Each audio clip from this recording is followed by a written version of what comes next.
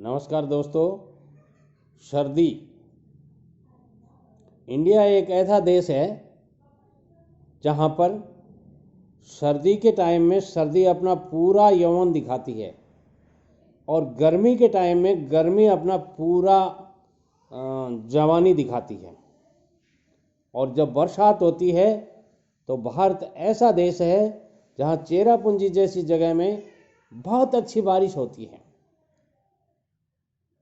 यूँ कह सकता हूँ, यदि बर्फ़ की ज़रूरत पड़ती है तो इंडिया ही एक ऐसा देश है जहाँ बर्फ़ के टाइम में बर्फ़ भी अच्छी पड़ती है। यानी चारों बातें भारत में बखूबी पाई जाती हैं। मित्रों, कभी भी किसी से नाराज़ नहीं होना चाहिए। यदि आप किसी से नाराज़ होते हैं तो ये मत सोचना कि काम तो मैं करता हूँ और इस काम का फ़ायदा कोई दूसरा ले रहा है या नाम किसी दूसरे का हो रहा है। देखिए, पार्टनर बनने के कई तरीके होते हैं और लोग पार्टनरशिप को खूब लंबे टाइम तक चलाते हैं। मगर यदि आप या तो किसी के साथ पार्टनर बनो मत, और यदि बनते हो तो इस तरह से बनो। कैसे, मैं बताता हूँ आपको। दीपक जानते हैं आप, मिट्टी का होता है। उस मिट्टी के दीपक को जलने के लिए 3 चीज़ों की ज़रूरत होती है। पहला स्वयं की, दूसरा रुई की और तीसरा तेल या घी की। ध्यान से सुनिए बात को। ये तीनों पार्टनर जब मिलते हैं तो उसमें से एक बिजनेस निकलता है, रोशनी। और रोशनी कब होती है? जब दीपक को अपने आप को घी और रुई यानी बाती को सुरक्षित रखने की तैयारी करता है। वो अपने अंदर उनको समाता है। उसके बाद में रुई जलना शुरू करती है और घी उसमें सहारा देता है, तब जाके रोशनी होती है। अब इसमें भी एक बात आती है, कोई भी पूछता है क्या जल रहा है, बोलो दीपक जल रहा है। अब वास्तव में दीपक नहीं जल रहा है, जल कौन रहा है? रुई जल रही है। तेल उसमें मदद कर रहा है जलने में। रुई और तेल दोनों जलते हैं और नाम दीपक का हो रहा है, मगर काम तीनों का हो रहा है। तो दोस्तों, कभी भी आपको पार्टनर बनना हो, किसी के साथ भी पार्टनरशिप निभानी हो, तो इस तरह निभाइए। कुछ बच्चे या नवयुवक, यूँ कह सकता हूँ, जो मेरे 21 से 30 साल के व्यूअर हैं, वो काफ़ी बार पूछते रहते हैं कि दादाजी पार्टनरशिप करें तो किसके साथ करें, कैसे करें, पूरी डिटेल में बताइए। बेटे लोगों, मैं कहना चाहूँगा, यदि आप पार्टनरशिप करते हैं तो जैसे मैंने दीपक के बारे में बताया आपको, उसी तरह की पार्टनरशिप कीजिए। यदि इसी तरह की आप पार्टनरशिप करेंगे तो आपका बिजनेस चलेगा। और कोई भी बिजनेस कब चलता है, उसमें 4 जनों की बहुत बड़ी भूमिका होती है। पहला कौन? परमात्मा। ईश्वर जब मददगार होता है तो हल्के से हल्का बिजनेस भी खूब चलने नहीं, दौड़ने लग जाता है। और यदि ईश्वर मेहरबान नहीं होता है तो आप कितनी भी कोशिश कर लो, उसको आप ईश्वर कह सकते हो, गॉड कह सकते हो, अल्लाह कह सकते हो, वाहिगुरु कह सकते हो, या आप कोई भी नाम ले सकते हो। God help them who help himself. ईश्वर केवल उन्हीं की सहायता करता है जो अपनी सहायता खुद करते हैं।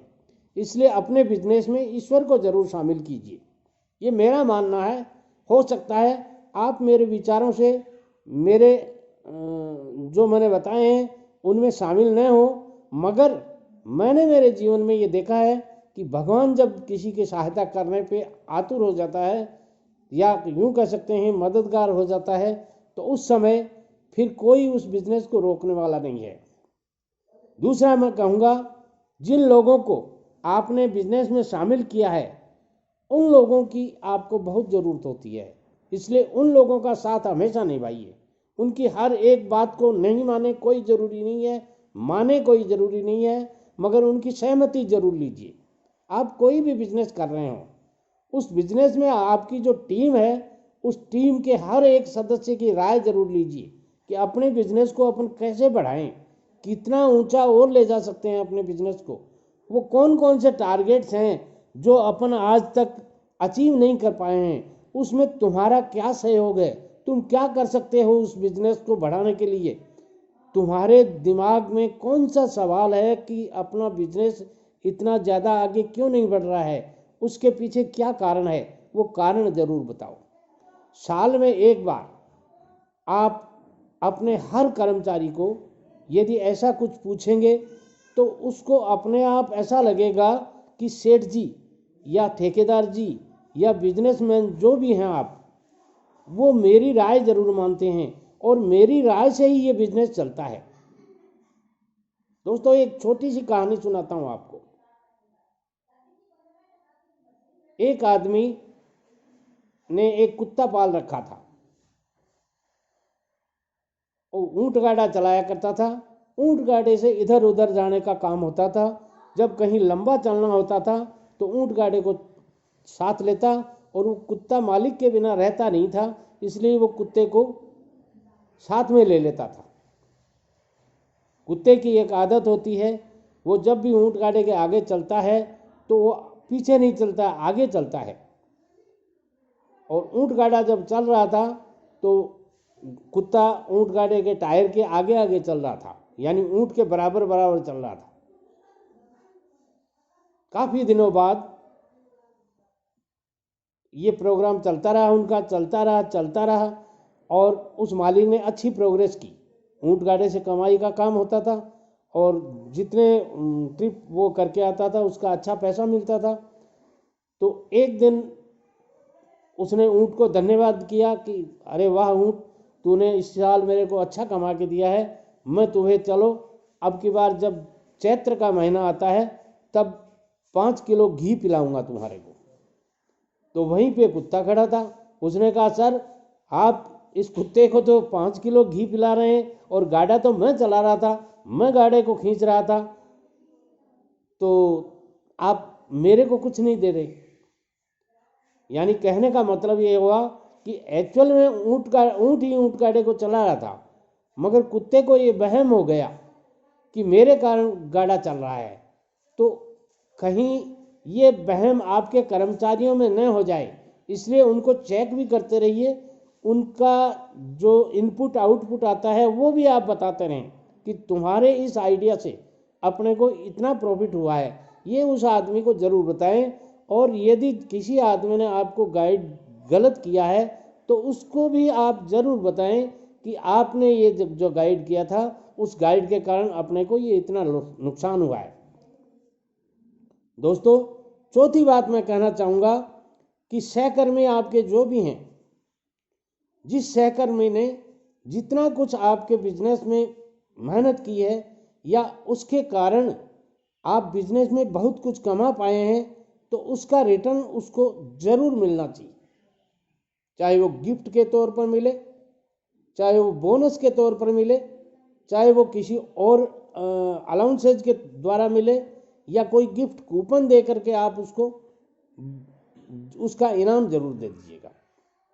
आपने कई बार ये पेंट कलर वाली कंपनियां जैसे स्नोशैम है या नेरोलक है, इनके ड्रम या बैग्स वगैरह कलर के जो आते हैं, सूखा कलर जो आता है, उनमें आपने कभी करवाया होगा, वाइट पेंट करवाया होगा घर में, तो आपने देखा होगा जब बैग को खोलते हैं उसके पाउडर बैग को, तो उसमें से एक कूपन निकलता है। दोस्तों, आपने ध्यान से देखा होगा तो वो कूपन में लिखा हुआ होता है कि ये कूपन 10 रुपये का है, ये कूपन 100 रुपये का है, या कूपन 50 रुपये का है। वो किस लिए है? गहराई से देखते हैं तो वो कूपन उन्होंने उस मिस्त्री के लिए डाला है जो आपके यहाँ पेंट का काम कर रहा है, उसको ये गिफ्ट है छोटी सी।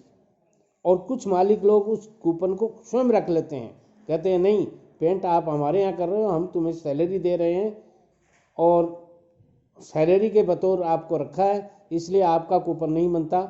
ऐसा मत कीजिएगा। वो कूपन उसी का है, उसी मिस्त्री को या पेंट करने वाले को, कलर ठेकेदार को मिलना चाहिए उसका हक। इसलिए किसी का हक मत खाइए।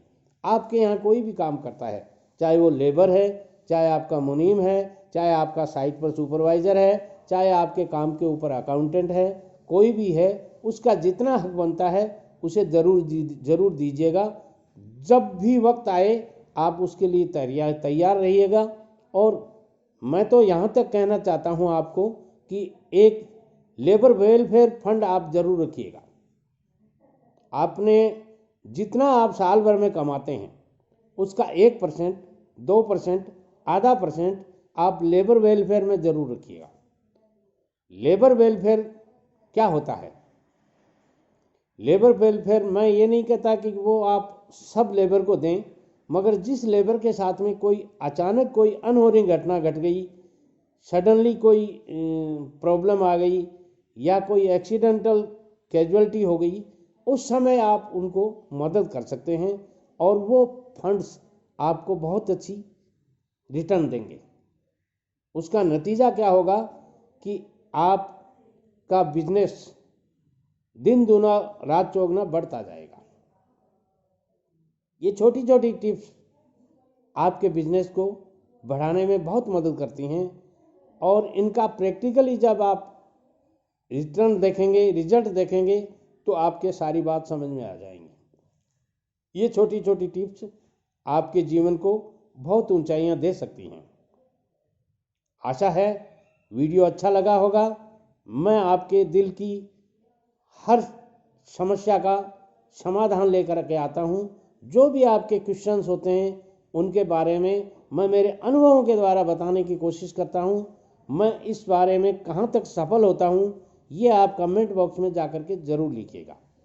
आज के वीडियो में कौन सी बात आपको सबसे अच्छी लगी कमेंट बॉक्स में ज़रूर लिखिएगा। चैनल को सब्सक्राइब कर लीजिए ताकि आने वाले भविष्य में आपको इन वीडियोज़ की ज़रूरत हो सकती है, या यूँ कह सकता हूँ आपकी हर समस्या का समाधान लेकर के मैं वीडियो बनाता हूँ। उसमें कहाँ तक सफल होता हूँ आप कमेंट के द्वारा मुझे ज़रूर बताइएगा। नमस्कार।